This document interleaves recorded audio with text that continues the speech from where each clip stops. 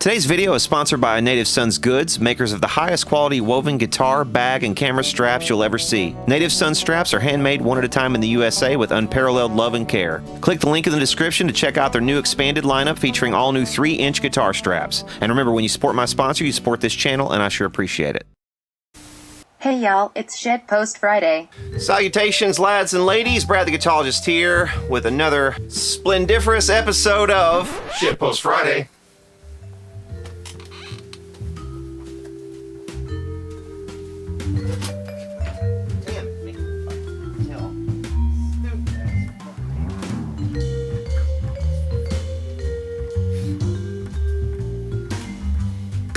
All right, first up this Shitpost Friday, I want to mention that after years of everybody asking me why I did not have a merch store and me having to reply with the standard line of I'm not a t-shirt salesman, I have finally set up a merch store, and you guys can go over and check that out. And from now until the end of this year, I am giving a coupon code so you can save 10% off anything that you buy over there. I'll put the link for that down in the description. Thanks for all your support. I really appreciate it. Speaking of support, my longtime sponsor, Native Sons Goods, will be giving away one of their fantastic straps. More details on that toward the end of the video, so stick around toward the end of the video to hear all about that. And first up in the news, thrash metal icons Slayer have finally called it quits. They played their last show, purportedly, in Los Angeles, I think this past week. And ended the show, went back out on stage, took a few selfies, turned to the crowd at one point, Tom Araya did, and he said, okay, one more. And the crowd erupts in applause thinking they're gonna play one more song, but he's like, no, one more picture. So he turns around, they take one more selfie, and they get all the road crew and everybody out there for a big selfie. And so that's it. Slayer has hung up their Baphomets after what? 38 years or something like that. What, they start in like 1982, 83? So yeah, long run for Slayer. So I'm sure a lot of people, including myself, will be sad to see Slayer go. I haven't really kept up with Slayer in recent years as far as their albums, but yeah, definitely those old albums from the 80s and early 90s are classics, and you can't go wrong listening to some old Slayer. But they aren't the first artists with over a 30-year career to end their career in 2019. Earlier this year, we reported that Toto was doing the same thing. That band, of course, had been around since, I think, the early 80s. And maybe even the late 70s, I'm not sure on Toto, but definitely a long time, over 30 years, and they called it quits in 2019. Another band that was going to also call it quits in 2019, UFO, has actually extended their tour now so that they're going to be, I guess, ending their career in 2020. I did lose a longtime member in Paul Raymond in 2019, and it looked there for a minute like they were going to have to cut their farewell tour short, but they got a replacement, and it looks like they are going to be touring well into 2020. Good for them. I'm glad they're sticking around a little longer. Maybe they'll come to Louisville. Phil Mogg, please bring UFO to Louisville. Thank you. You guys can come and visit. You can come on Shitpost Friday. Speaking of 2020 and endings, we're just a couple of weeks away from the end of the 2010s, and we'll be going officially into the 2020s. So it'll be the 20s again. I wonder if we'll call it the Roaring 20s, or maybe the Whispering 20s, or the Whimpering 20s. Who knows what is to come, but one thing's for sure, the 2010s for me has been very, very eventful. Both of my children have been born in this decade. I purchased my first house in this decade. I purchased my second house in this decade. I feel like I've done a lot of growing in the 2010s, and I'm going to look back fondly upon this time, upon this decade, and I hope you guys all do the same.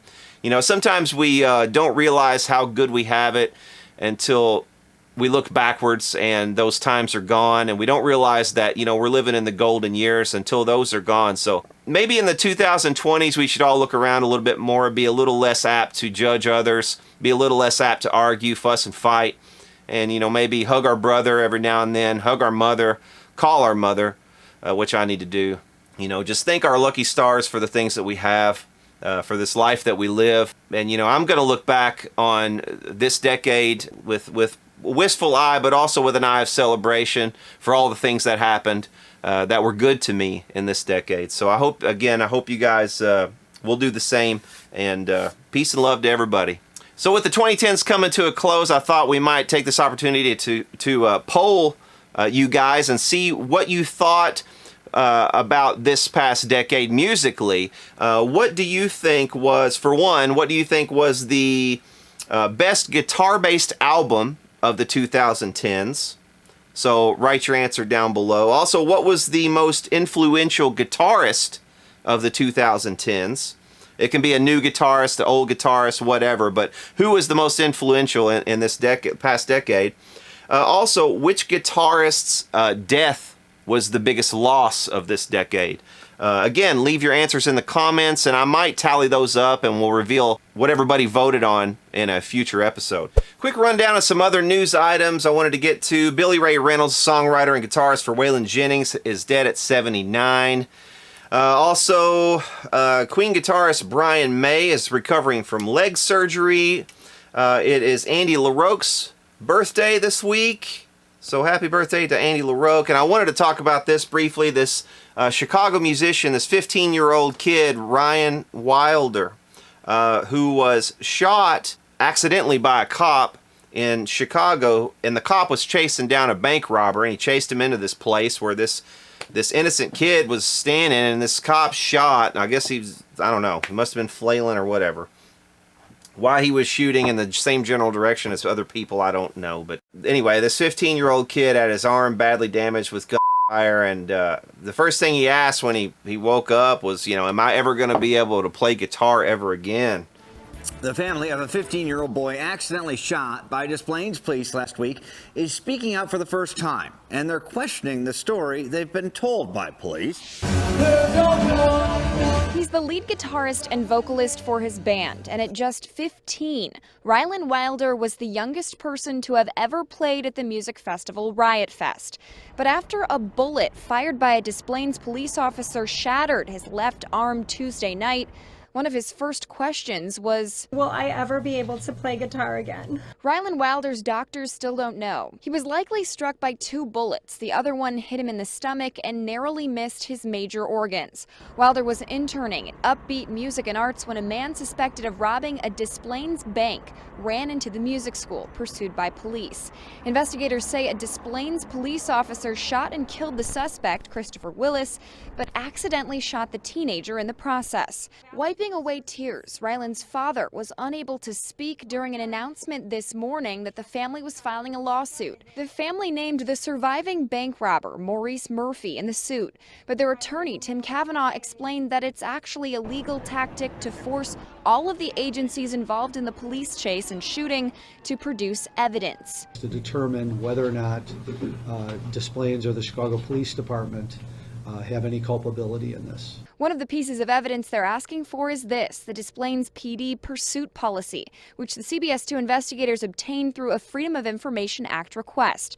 The first paragraph says that balancing the safety of the public is as important as catching the suspect, and, quote, hazards to uninvolved bystanders and motorists should be a factor in terminating a pursuit. I do understand that police have a very difficult job, and you know, when emotions are high and when adrenaline's high and you're chasing a bank robber and stuff, you know, I get it. You know, mistakes can be made, especially with adrenaline high and in the heat of the moment. But man, we have got to do something about, you know, these errant bullets flying, whizzing, you know, in parking lots and stuff like this. Because I mean, something happened locally here too, not long ago. These cops showed up. This guy had shot like 2 rounds into the ceiling of a grocery store. He wasn't shooting at anybody else. He just shot a couple of warning shots at this dude he was fighting, like to break up this fight with this guy. And then he walks outside and the cops just shoot him. My complaint to that was like, man, you know, what if this dude was just trying to shoot some warning shots to stop somebody from assaulting someone else, and then everybody points at him and says he's like a or whatever and calls 911, and the cops come in and start wailing. But also they're shooting in the parking lot, and they shoot like 30 I'm not even exaggerating, like 30 times, like with no regard to who might be sitting in the cars out in the parking lot. You know, there might be kids, you know, with their parents waiting for their other parent who was inside the grocery store. You know, who knows? But they don't, you know, they don't check. They're just shooting like 30 times across the parking lot. We've got to stop this stuff. You know, we need cops to be trained better. Now, I understand, man, they deal with the literal dregs of fucking society day in and day out, and I feel for them. I wouldn't want to do it. I couldn't do that job. It would drive me absolutely insane. I'm sure a lot of them do go insane. And I applaud and appreciate the good cops who are out there, the thin blue line and all that. I get it. But at the same time, man, you gotta, man, stop with this trigger happy stuff, man. You gotta think about who is in the line of fire behind the suspect, okay? If you're firing across a parking lot, yeah, shoot an amount of times that will take him down, but don't keep firing and firing and firing. Who knows who the f*** is behind it? Just come on, think. But yeah, this kid, you know, might have his life ruined, might never be able to play guitar ever again because of this, and it's just really sad. But anyway, yeah, thoughts and prayers going out to this kid, man. Hopefully you recover fully and can get back to the guitar. I have faith in you, man. You can do it. Stick with it and don't give up.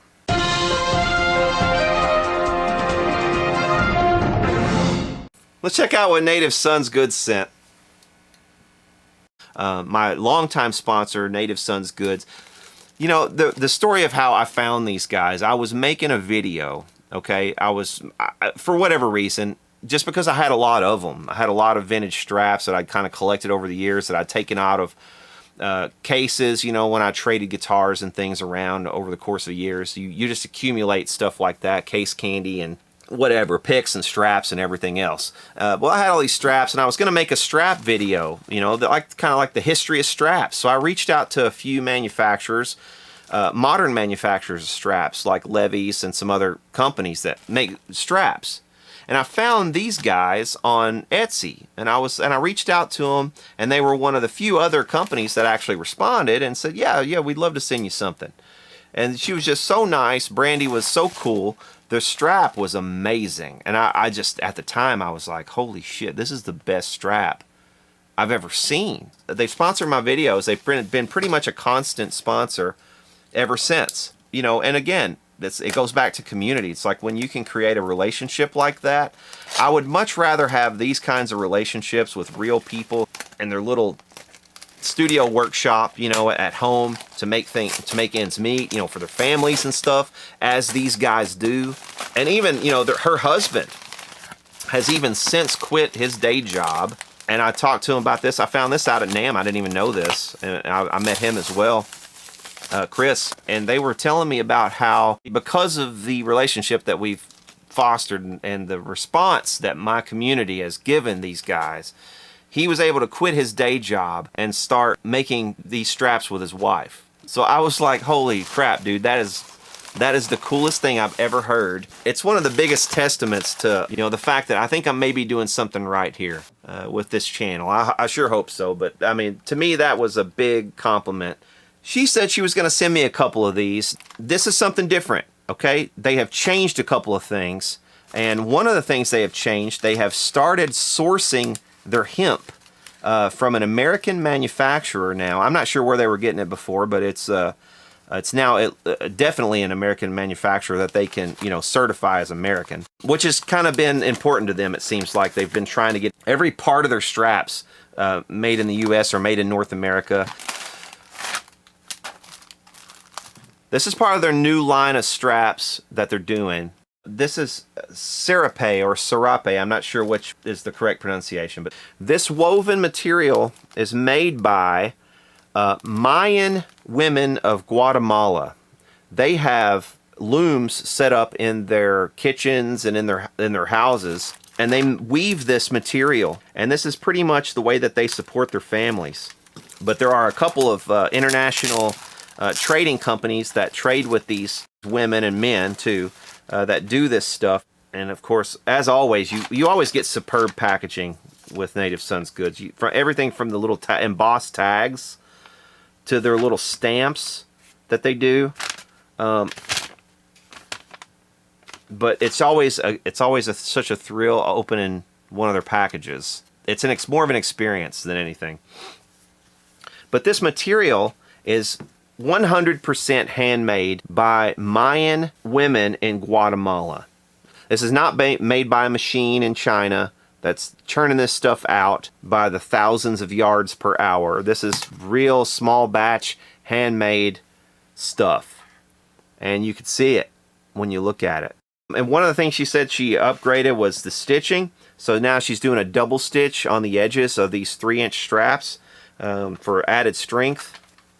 As always, she's got the just amazing English bridle leather, and it's doubled, so you get double the strength on this. This will never come apart. I would be surprised if anyone's ever able to break a Native Son strap. You would have to really be trying to break the strap. You'd have to leave it outside, let it dry rot, you know. And I was actually even going to try. I told her, I was like, man, you know what I would like to do? I would like to even try to pull my car with one of these. Because I think it would do it. I think I could actually pull my car, you know, using one of these straps as a tow, as a tow line. Because they're so freaking strong. But this is what I'm talking about. The new hemp, they've kind of got this herringbone pattern now. They're working with this hemp supplier to try to get the 3-inch as well, and when they do, she said they're going to replace this hemp also with this company. And she said the reasons were kind of twofold. She said this hemp was stronger, it's American made, and in her opinion, it's just it's a better looking hemp anyway. But just amazing material. Both of them are nice. This hemp is nice as well. Not knocking it at all, but that just looks great.